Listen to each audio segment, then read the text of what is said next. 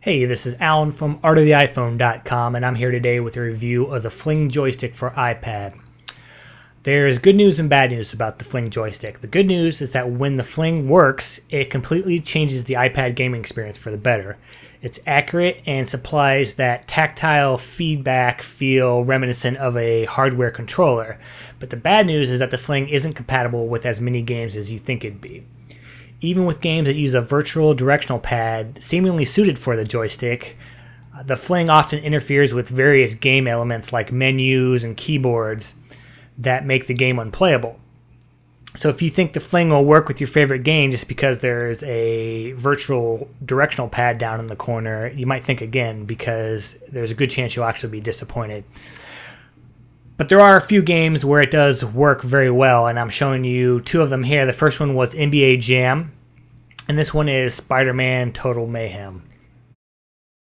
What makes this game so great with the Fling is that you can rearrange the buttons in the directional pad to any place on the screen that you want. So you can make sure that when you attach the Fling, there's no buttons or menu items conflicting with using the Fling.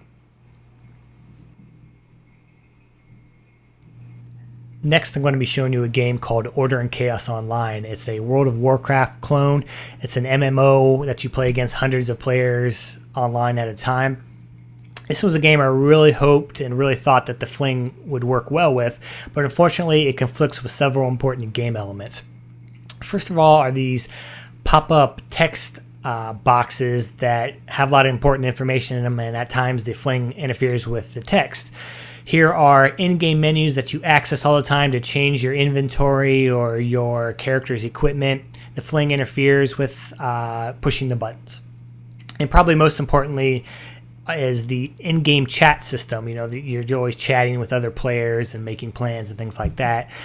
But to do that, you have to access the iPad's pop-up keyboard, and as you can see, the Fling interferes with several of the keys that make the keyboard unusable.